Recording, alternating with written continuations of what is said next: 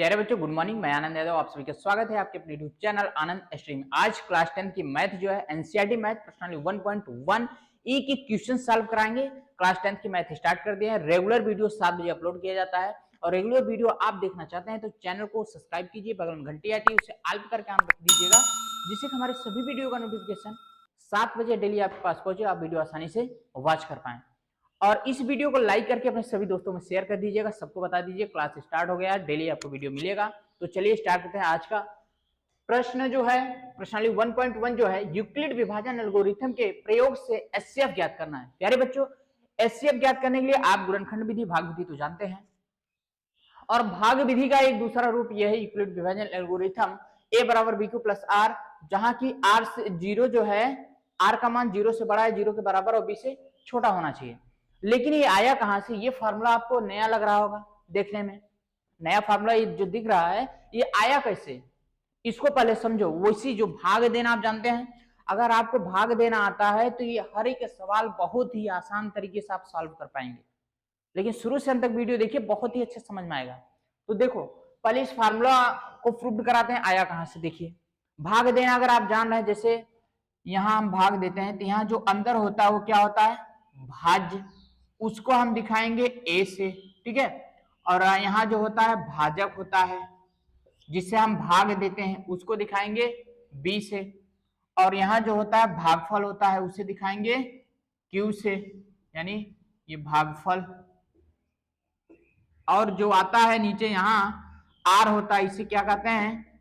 शेषफल कहते हैं।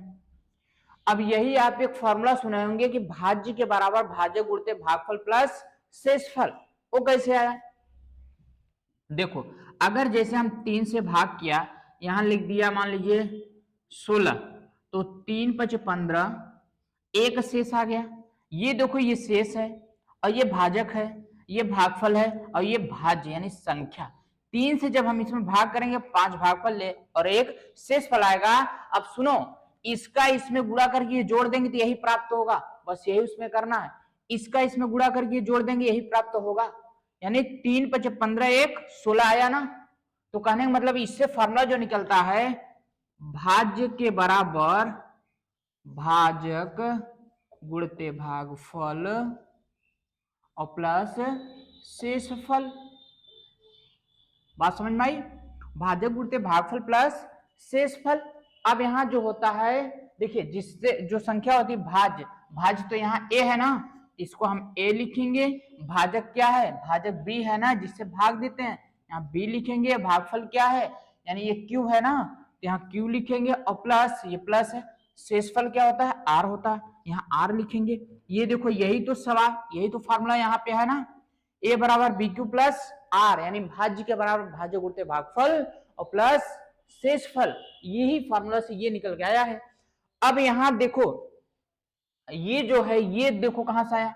0 से बड़ा या 0 के बराबर, b से छोटा। ये कैसे? देखो, 3 से अगर हम भाग दिए तो यहाँ एक शेषफल आ गया।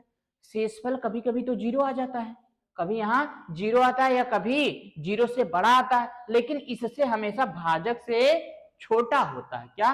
भाजक से छोटा। अगर 1 आ सकता है, 2 आ सकता है, लेकिन 3 नहीं। 3 आएगा तो कट जाएगा, या 3 से बड़ा आएगा तो 3 से भाग लग जाएगा, तो भाजक से छोटा होगा, बड़ा नहीं होगा। तो कहने का मतलब भाजक क्या है? 20 से 20 हमेशा आर क्या होता है? छोटा। 20 हमेशा आर छोटा होता है, कभी 0 आता है, यानी 0 के बराबर या 0 से बड़ा होगा आर का मान। प्यारे बच्चों, इतना तो आपको समझ में अच्छे से आ गया होगा। अब चलिए सवाल की तरफ हम चलते हैं। तो a बराबर bq प्लस आर, 0 से आर का मान 0 से बड़ा है, 0 के बराबर, और b से छोटा होना चाहिए। चलिए, अब स्टेप बाय स्टेप बहुत ही बेहतरीन तरीके से समझ में आएगा। देखो, अब यहां 135 हम कभी भी भाग किसमें करते हैं? बड़ी संख्या में छोटी संख्या से भाग करते हैं, ना कि बड़ी संख्या से छोटी संख्या में। बड़ी संख्या जो होती है उसमें छोटी संख्या से भाग करते हैं। तो जिससे हम भाग करेंगे, इसको मानेंगे क्या? a मानेंगे, और इसको मानेंगे, सॉरी, भाजक b होता है और भाज्य a होता है। तो a यानी इसमें 225 में किससे? 135 से भाग करेंगे, 135 से। तो चरणबद्ध ये तरीका है, चरण 1 चरण 2, स्टेप 1 स्टेप 2 स्टेप 3, यानी जितने स्टेप में होगा उतने स्टेप में करेंगे। आर का मान जब 0 आ जाएगा तब वहीं पे क्या होगा, जब शेषफल 0 आ जाएगा तभी एचसीएफ आपको मालूम हो जाएगा। जो भाग विधि जैसे निकालते हैं वही, बस यहाँ स्टेप बाय स्टेप आपको लिखना होगा। देखो चरण 1 में लिखेंगे, चरण 1 में ए का मान क्या है, ये 225 है ना। अब फार्मूला अगर याद है तब भी, नहीं याद है तब भी आपको कैसे करना है, 135 से एक बार 135 घटा दीजिए 0, यहाँ 12 में 3 के 9, 90 आ गया। तो 90 शेष है ना। अब आपको क्या करना है, इसका इसमें गुणा ये जोड़ देना है। क्या करना है, इसका इसमें गुणा करना है, ये जोड़ना है इसके बराबर, यानी 225 के बराबर। ए का मान क्या है 225 है ना, यहाँ 225 के बराबर इसका इसमें गुणा ये जोड़ेंगे, 135 गुणते 1 प्लस 90 हो गया। पहला स्टेप आपका कंप्लीट। दूसरा स्टेप 90 से भाग करेंगे 135 में, 90 से भाग करेंगे 135 में, तो कितनी बार भाग लगेगा, एक बार लगेगा। यहाँ देखिए 90 के 90 हो जाएगा और यहाँ शेष आएगा 45। तो क्या करेंगे 135 के बराबर 90 गुणते 1 प्लस 45। चरण दूसरे में 135 के बराबर, 135 के बराबर हम लिखेंगे 90 गुणते 1 प्लस 45, 90 गुणते 1 प्लस 45, ये दूसरा स्टेप। अब उसके बाद अभी भी शेष आया है 45, तो हम 45 से फिर भाग करेंगे किसमें, 90 में, तो 45 दूना 90। अब यहाँ शेषफल क्या आया, 0 आ गया। जब भी शेषफल आपको 0 मिल जाए वहीं पे क्या होता है, एचसीएफ हो जाता है। ये अंतिम भाजक एचसीएफ है। ये चरण तीसरा है। चरण थर्ड वाला देख लीजिए, एक 90 के बराबर 45 गुणते 2 प्लस 0, 90 के बराबर 45 गुणते 2 और प्लस 0। प्यारे बच्चों अब यहाँ जब भी 0 आ जाए शेषफल वहीं पे आपको एचसीएफ मालूम हो जाएगा।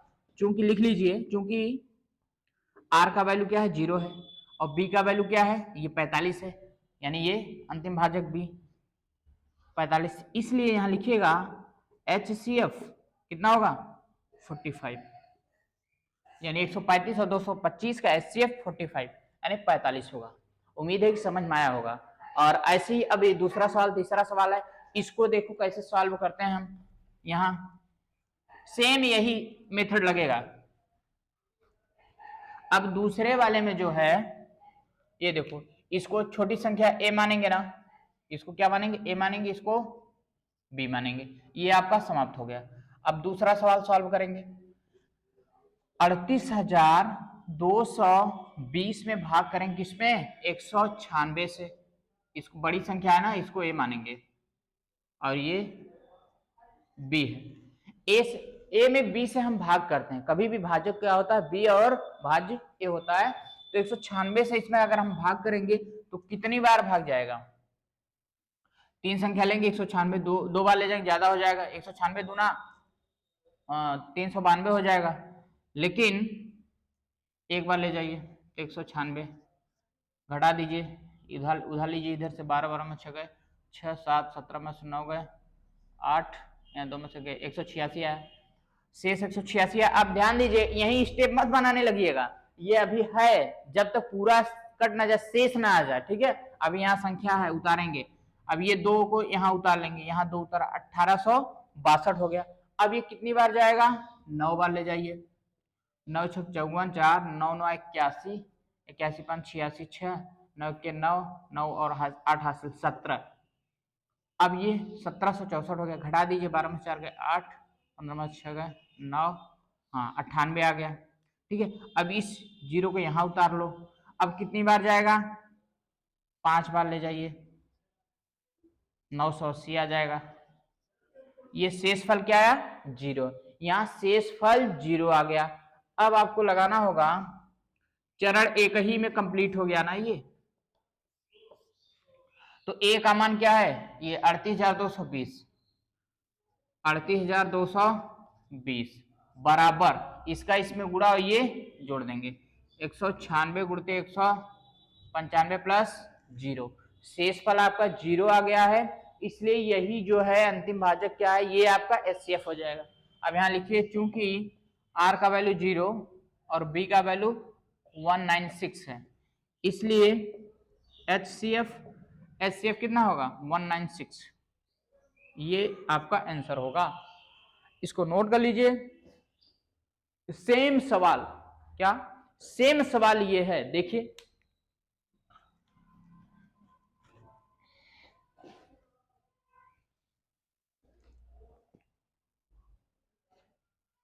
अब इसको लगाइए, बड़ी संख्या को A मानेंगे, छोटी संख्या को B मानेंगे।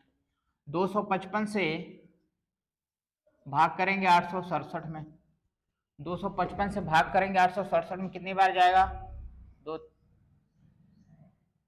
3 वाले जाइए, 3 5 15, 3 5 15 16, 3 दूनी 6 1 765 घटा दीजिए, यहाँ 2 आएगा, यहाँ 0 आएगा, यहाँ 102 आ गया। तो एक स्टेप तो कंप्लीट हुआ ना, यहाँ पे एक स्टेप कंप्लीट हो रहा है, यानी ए का वैल्यू क्या है 867 है। तो चरण फर्स्ट लिखिए, 867 के बराबर इसका इसमें गुणा, ये जुड़ जाएगा 255 गुणित 3 प्लस 102। अभी भी शेष नहीं आया, जब ये शेष आर का मान 0 आ जाएगा तभी एचसीएफ मालूम होगा, अभी एचसीएफ नहीं आया। अब चरण दूसरे में चलेगा, चरण 2 क्या है, इससे इसमें भाग करेंगे, 102 से 255 में 2 बार ले जाएंगे तो 204 हो जाएगा, घटाएंगे 51 आएगा, अभी भी शेष आ गया। तो चरण 2 क्या, 255 के बराबर, देखो 255 बराबर इसका इसमें गुणा, ये जोड़ देंगे तो 102 गुणते 2 प्लस 51। अब उसके बाद इससे हम भाग करेंगे, इसमें 51 से भाग करेंगे, इसमें 102 में 51 दूना 102 हो गया, शेष क्या आया 0 आ गया ना। जब शेष 0 आ गया तो यही एचसीएफ ये होगा आपका अंतिम भाजक। अब चरण तीसरे में, चरण तीसरा जो है 102 के बराबर 51 गुणते 2 प्लस 0, 51 गुणते 2 प्लस 0, शेषफल 0, चूंकि r के बराबर 0 इसलिए b के बराबर, b बराबर क्या है 51, चूंकि r बराबर 0 b बराबर 51, इसलिए HCF कितना हो जाएगा 51। यही आपका आंसर है, नोट कर लीजिए। अब चलिए क्वेश्चन नंबर दूसरे की तरफ। अब देखिए दूसरा प्रश्न जो कह रहा है, दर्शाइए कि कोई भी धनात्मक विषम पूर्णांक 6q + 1, 6q + 3 या 6q + 5 के रूप का होता है, दर्शाना है। हम यहां मानते हैं, माना ए कोई धनात्मक पूर्णांक है, ठीक है, ये कोई धनात्मक विषम पूर्णांक, सॉरी धनात्मक विषम पूर्णांक। हमने क्या माना, ए कोई धनात्मक विषम पूर्णांक मान लिया, तो ए धनात्मक विषम पूर्णांक ये दिखाना है ना, तो ए के बराबर ये होगा, यानी दिखाना क्या है, ए के बराबर दर्शाना है, दर्शाना ऐसे लिख लीजिए, ए बराबर 6q + 1 और बी 6q + 1 है, 6q + 3 है, और या फिर क्या है 6q + 5 है ना।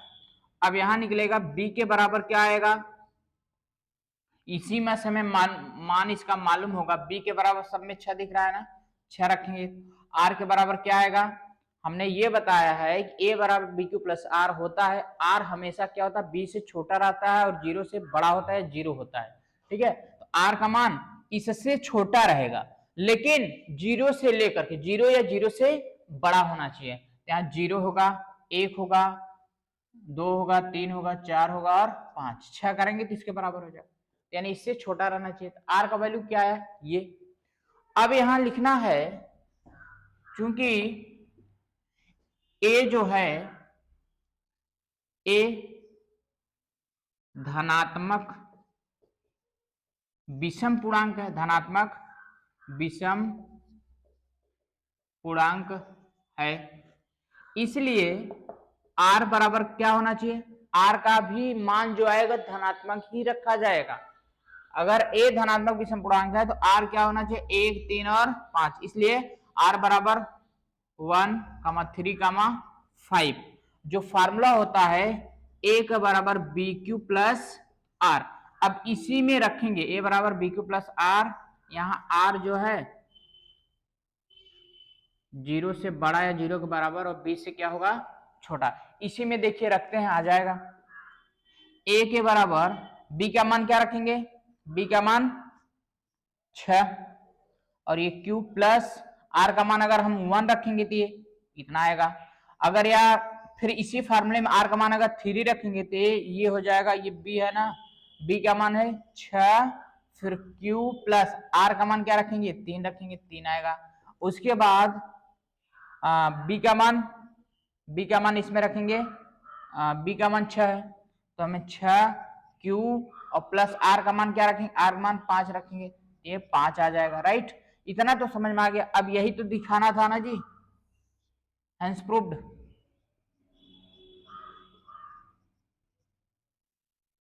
बात समझ में आई? अगर न समझ में आओ तो फिर से देख लो, समझ लो इसको। ये कहा है दर्शाइए कोई भी धनात्मक विषम पूर्णांक कितना 6q+1 6q+3 6q+5 के रूप का होता है जहां q कोई पूर्णांक है। q से नहीं हमें मतलब है, हमें q से मतलब नहीं, q कोई पूर्णांक है, ठीक है। अब यहाँ a बराबर a हमने क्या मान लिया, कोई धनात्मक विषम पूर्णांक। ये जो धनात्मक विषम पूर्णांक था इसको हमने a मान लिया, तो यही तो था ना, a के बराबर इतना इतना सिद्ध करना है, दर्शाना है। तो यहाँ b का मान इसी से मालूम होगा 6 आएगा, तो r का मान 20 हमेशा, पहले b का मान ढूंढा करो, उसके बाद r का मान ऑटोमेटिक निकल आएगा। b का मान 6 है तो r का मान इससे छोटा होगा, 0 से लेके 5 तक आया। तो a धनात्मक, चूंकि a धनात्मक विषम पूर्णांक है तो r का मान धनात्मक विषम पूर्णांक होना चाहिए। r का मान 1 3 और 5 आएगा। तो a बराबर bq+r में हम रखेंगे एक बार 1 एक बार 3 एक बार 5, और b का मान हमेशा 6 रखेंगे। अगर 6 रखेंगे 6q प्लस r का मान 1 रख दिया, फिर यहाँ 6 रखें 6q प्लस r का मान 3 रख दिया, फिर 6 रखें 6q प्लस r का मान 5 रख दिया। आ गया ना, बात समझ में आई कि नहीं? अब या तो सीरियल से अगर पूरा रख के चेक करना चाहोगे तो a के बराबर bq प्लस r में रखो। देखो a के बराबर b का मान 6q और प्लस r का मान 0 रख देंगे, a बराबर 6q आ गया। तो 6q, q का मान चाहे 1 रखो चाहे 2 रखो चाहे 3, कोई विषम कोई पूर्णांक है, ये कोई पूर्णांक है। अगर 6 के साथ कुछ भी रखेंगे ये हमेशा क्या आएगा, सम संख्या आएगा। 1 रखेंगे 6 के 6 6 दूनी 12 6 3 18, ये 6 12 18 ये क्या है, सम संख्या है ना जी। अब उसके बाद ध्यान दीजिएगा, अब यहाँ के बाद अब अगर यहाँ 1 रखेंगे तो a के बराबर 6q प्लस 1 आ गया, ये तो विषम पूर्णांक आएगा, ये क्या होगा विषम पूर्णांक। ऐसा क्यों, क्योंकि इसका मान कुछ भी रखो, अगर 1 रखना है 6 के 6 1 7 आएगा, अगर 2 रखेंगे 6 दूनी 12 1 13 आएगा, अगर 3 रखेंगे 6 3 18 18 और 1 19 आएगा। ये सभी क्या है, विषम पूर्णांक आ रहा है ना, यही तो सिद्ध करना था विषम पूर्णांक, ये सब क्या है विषम पूर्णांक है। इसी तरीके से 2 रखेंगे तो सम संख्या आ जाएगी, 3 रखेंगे तो विषम आएगा, 4 रखेंगे तो सम आएगा, 5 रखेंगे तो विषम, 6 रखेंगे तो सम। इसी तरीके से जो भी r का मान रखेंगे वही आएगा, ठीक है। अब अगला देखिए,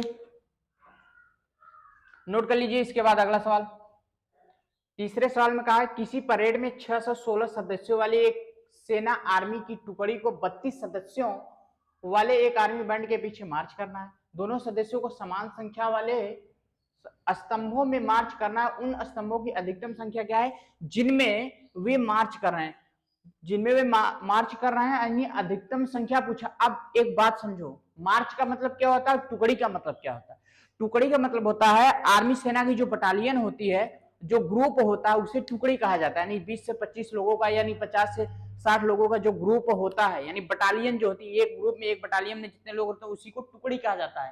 तो यानी 616 सदस्यों वाली एक टुकड़ी है जो कि 32 सदस्यों वाले एक आर्मी बैंड के पीछे मार्च करना है।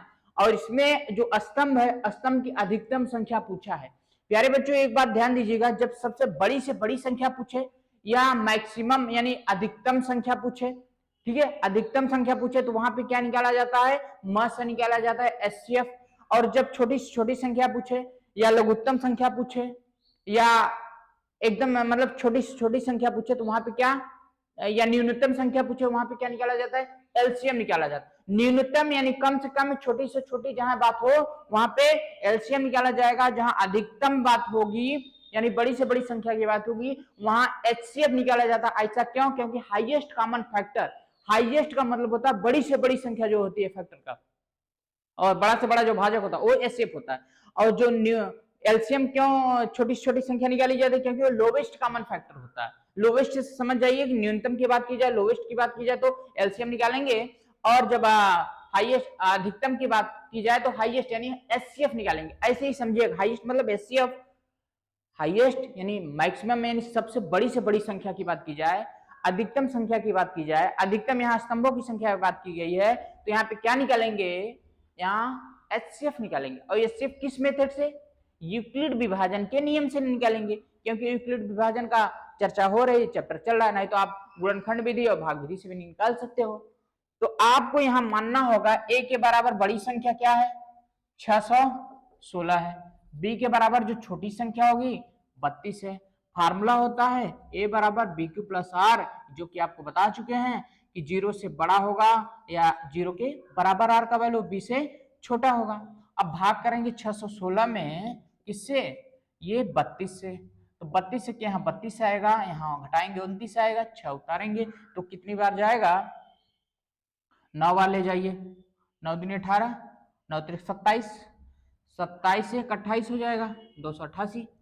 अब घटा देंगे, यहाँ 8 आ जाएगा, शेष 8 आ गया। चरण पहला कंप्लीट। चरण फर्स्ट में लिखिएगा आप, इधर से लिखिए, चरण फर्स्ट ऐसे लिखिएगा। ए का मान क्या, 616, इसका इसमें गुणा करके ये जोड़ देना है। 616 बराबर 32 का 19 गुणा 8 जोड़ेंगे, 32 गुणते 19 प्लस 8। अब प्यारे बच्चों पहला स्टेप तो कंप्लीट हो गया। अब दूसरे स्टेप में क्या करेंगे, इस 8 से भाग करेंगे किसमें, ये 32 में, 8 चौक 32 हो जाएगा। ये यहां शेष क्या आ गया, शेष 0 आ गया, और भागफल 4, इसका इसमें गुणा करके ये जोड़ देंगे।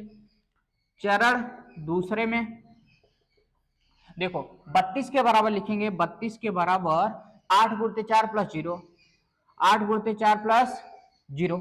अब जहां पे 0 आ जाए वहीं एचसीएफ मालूम हो जाता है, अंतिम जो भाजक होता है 8। तो यहाँ लिखिए, चूंकि r का वैल्यू 0 है और b का वैल्यू क्या आया है, b का वैल्यू 8 है, इसलिए एचसीएफ के बराबर क्या होगा, 8 होगा। यही आपका आंसर है, राइट, नोट कर लीजिए।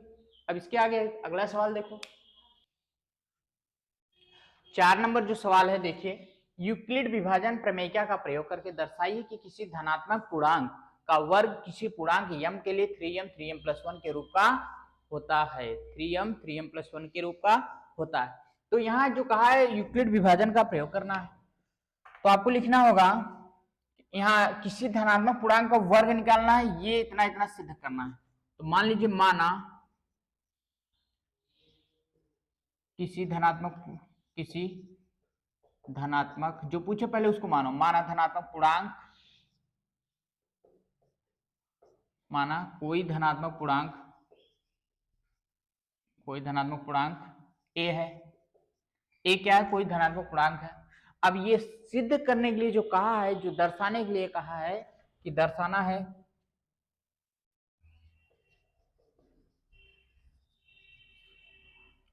इसका वर्ग, ये जो पूर्णांक है पूर्णांक का वर्ग कहा है, पूर्णांक का वर्ग करेंगे तो क्या आना चाहिए, पूर्णांक का वर्ग जो होगा a स्क्वायर के बराबर 3m और 3m प्लस 1, इतना तो सिद्ध करना है जी, ये ध्यान दीजिए, 3m प्लस 1 सिद्ध करना है, दिखाना है, दर्शाना है। अब यहां से हमें निकल के आएगा b का वैल्यू ये 3 होगा, तो अब जब b का मान निकल आएगा तो यही से इसी b से मालूम होगा r का मान क्या होगा, r का मान इससे छोटा होता है, r का मान जो होगा 0 होगा, 0 या 0 से बड़ा 1 2 बस इतना हो सकता, 3 इसके बराबर है, इससे छोटा रहना चाहिए, r का मान मालूम हो गया। अब जो फार्मूला होता है a बराबर बी क्यू प्लस आर, जहां पे r जो होगा वो 0 से बड़ा या 0 के बराबर होगा, b से छोटा होगा। तो a के बराबर हम लिखेंगे, b का मान रखेंगे 3। यहां देखिए, जब लिख लीजिएगा, जब r बराबर क्या, इस 0 को 0 हो, जब r बराबर 0 हो तो क्या होगा, a बराबर 3, q का मान क्या होगा, q ऐसे ही रखेंगे, ठीक है, q और प्लस r का मान यहाँ 0, तो a बराबर क्या आया, 3q आ गया, ठीक है, a बराबर 3q आया। और यहाँ m के बराबर q रखेंगे, ध्यान दीजिएगा, चूंकि पूर्णांक m के लिए बात हो रही है, तो यहाँ क्या रखेंगे हम, q का मान m रखेंगे, तो ये बराबर हो जाएगा ए बराबर ये 3m आ गया। क्यू का मान कुछ भी रहे, यम का वैल्यू जो पूर्णांक है यहाँ कुछ भी रहेगा उसको हम सिर्फ यम लिखेंगे, इससे मत घबराइए। अब उसके बाद लिखिए जब दिख रहा है ना, हाँ, जब r के बराबर ये 1 लेंगे, 1 हो, जब r बराबर 1 हो तो a के बराबर क्या हो जाएगा, a बराबर इस फार्मूले में रखेंगे b का मान 3 रखेंगे। अरे जी यहाँ एक मिनट आपको ऐसे करना होगा, वर्ग दिखाना है ना जी, ए स्क्वायर का वर्ग दिखाना है तो आपको करना होगा दोनों पक्षों का वर्ग करने पर, दोनों पक्षों का वर्ग करने पर, जब दोनों पक्षों को वर्ग करेंगे तो ए का स्क्वायर होगा और 3q का होल स्क्वायर होगा, तो ए स्क्वायर के बराबर ये 3 का स्क्वायर है ना, इसको 3 गुणते हम 3 कर सकते हैं और q का स्क्वायर कर सकते हैं। अब ए स्क्वायर के बराबर हम लिखेंगे ये 3 और यहाँ चूंकि यम के बराबर पूर्णांक क्या है 3q स्क्वायर होगा, यहाँ 3q स्क्वायर सब में अलग अलग आए कोई दिक्कत नहीं है, तो इसके बराबर क्या रखेंगे यम रखेंगे, कि ए स्क्वायर का वैल्यू क्या आया 3m आ गया, तो 3m तो ये आ गया ना। अब उसके बाद इसी तरीके से हम आगे देखेंगे, इसके आगे चेक करते हैं, जब r के बराबर 0 हो गया, r के बराबर 2 हो, जब r के बराबर 2 हो तो a के बराबर क्या होगा, b का मान इसी फार्मूला में रखेंगे, b का मान 3 है, q है, प्लस r का मान अभी तो 0 रखे थे 1 रखो, r का मान 1 रखो, तो r का मान यहाँ 1 रखेंगे तो यहाँ 1 आएगा, तो a बराबर, अब 1 मिनट, a बराबर 3q प्लस 1 तो हो गया। अब इसका क्या करना है वर्ग कर दीजिए, क्योंकि स्क्वायर हमको सिद्ध करना था, दोनों पक्षों का वर्ग करने पर, दोनों पक्षों का वर्ग करने पर, जब दोनों पक्षों को वर्ग करेंगे तो इसका ए स्क्वायर होगा और ये 3q प्लस 1 का होल स्क्वायर होगा। एक इसको ए और इसको बी मानो, ए प्लस बी का होल स्क्वायर का फार्मूला लगेगा, फार्मूला होता है ए प्लस बी का होल स्क्वायर बराबर ए स्क्वायर प्लस बी स्क्वायर और प्लस 2ab, ठीक है। अब यहाँ हम ए स्क्वायर के बराबर लिखेंगे क्या, ये ए स्क्वायर यानी 3q का होल स्क्वायर, ए स्क्वायर प्लस बी की स्क्वायर यानी 1 की स्क्वायर प्लस 2ab यानी 2 गुणते ए का मान 3q है, गुणते बी का मान 1 है, ए स्क्वायर बराबर हो जाए, ये क्या लिखेंगे 3 त्याए 9q स्क्वायर और प्लस इसको इधर लिख लो 3 दूनी 6 के 6q हो जाएगा और प्लस ये 1 का 1 होगा। अब ए स्क्वायर के बराबर यहाँ 3 कॉमन ले सकते हो ना, सिर्फ 3, क्योंकि 3m प्लस 1 सिद्ध करना है, दिखाना है, यहाँ 3 हम कॉमन लेंगे तो यहाँ 3q स्क्वायर बचेगा, 3 दूनी 6, यहाँ 2q बचेगा और प्लस यहाँ 1 बचेगा।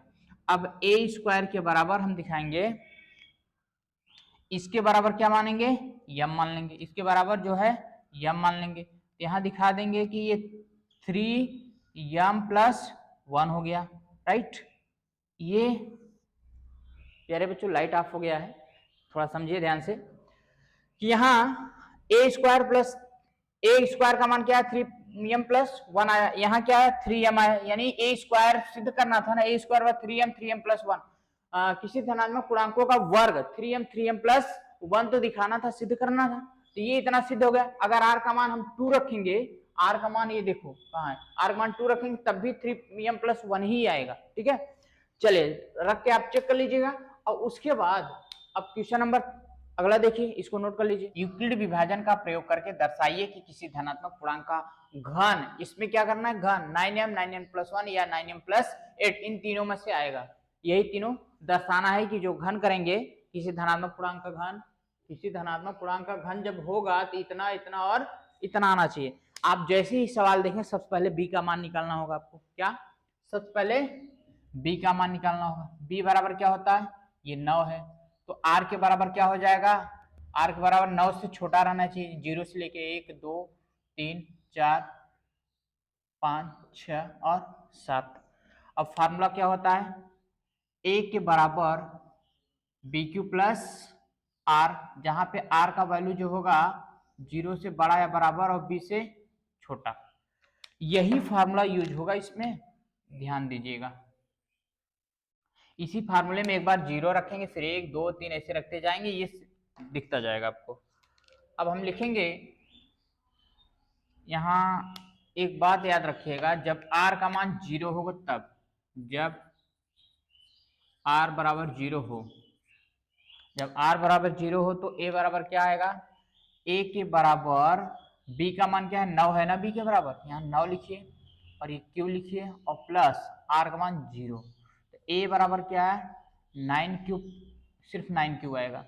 अब क्या करेंगे, इसको क्यूब लाना है ना, क्या लाना है, धनात्मक पूर्णांक का घन। यहां आप मान भी सकते हो कि माना a कोई धनात्मक पूर्णांक है, क्या धनात्मक पूर्णांक है, तो a कोई जब धनात्मक पूर्णांक होगा तो दर्शाना क्या होगा, यहाँ पे दर्शाना होगा आपको a के क्यूब में, a का क्यूब, पूर्णांकों का घन दिखाना होगा, यानी पूर्णांक a माने a का घन क्या होगा, ये 9m प्लस 1 और 9, या फिर क्या आएगा 9m प्लस 1 हुआ, या फिर 9m प्लस 8 आएगा। अब इसके बाद देखिए यहाँ पे ये जो a के बराबर 9 क्यों आया है ना, इसको घन में लाना है, घन में लाने के लिए दोनों पक्षों का घन करना होगा, तो यहां लिख दीजिए दोनों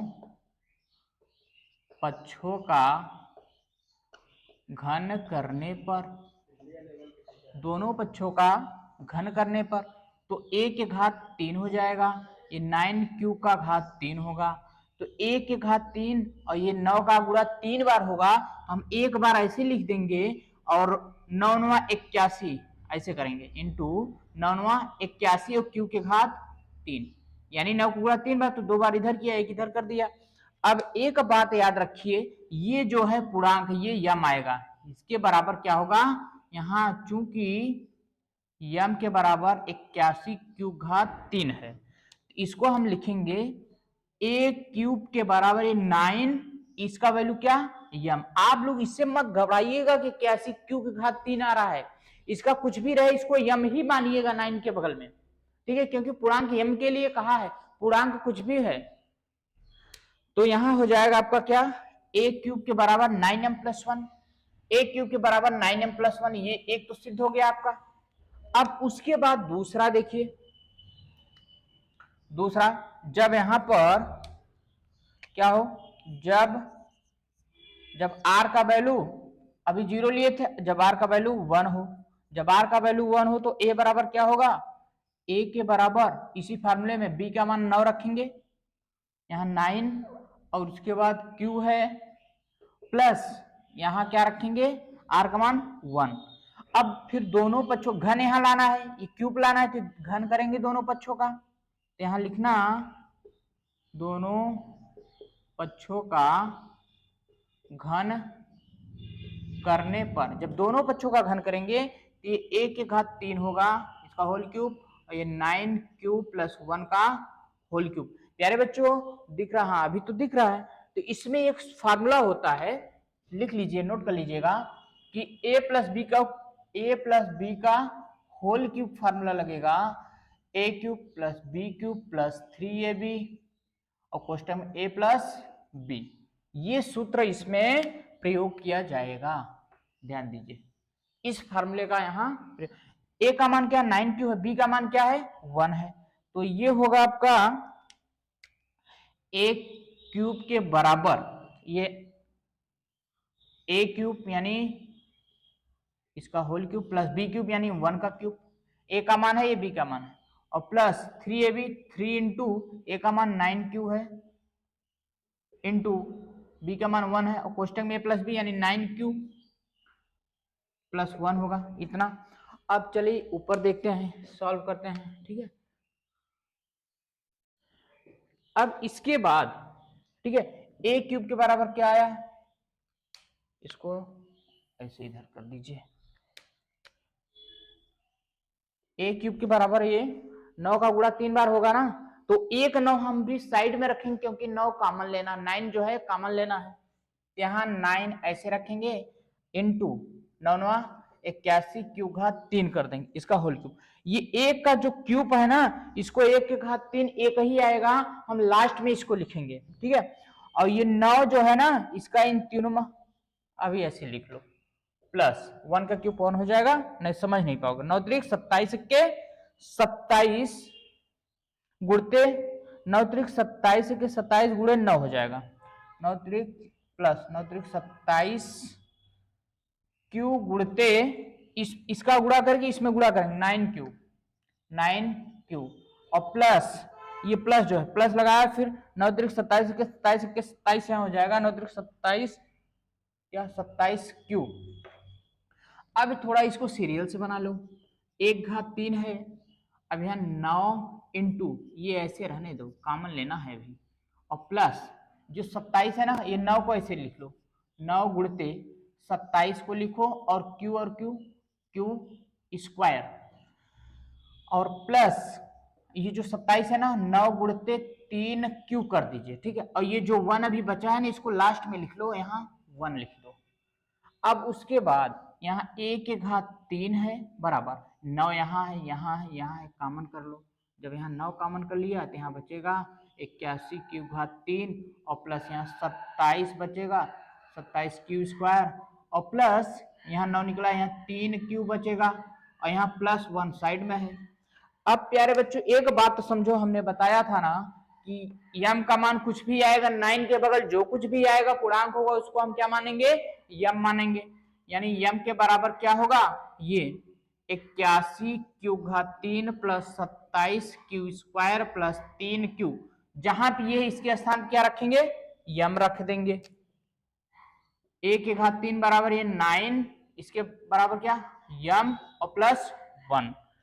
प्यारे बच्चों अब यहां तो आपको समझ में आया होगा, ये देखो 1 के घात 3 बराबर 9m प्लस 1 आया, ये 9m प्लस 1 ये भी आ गया, ये यहां सिद्ध हुआ है और ये यहां सिद्ध हो गया। अब अगला वाला आगे सिद्ध होगा जब r के बराबर 2 लेंगे, r के बराबर जब r बराबर क्या, r का मान 0 लिए हैं, यहाँ 1 लिए हैं तो आया, फिर अब 2 लेंगे, r के बराबर 2 हो तो a के बराबर इसी फॉर्मूले में b का मान 9 रखेंगे, यहाँ 9 q है और प्लस r का मान 2 है ना, तो यहाँ इसमें यहाँ 2 रखेंगे, ठीक है।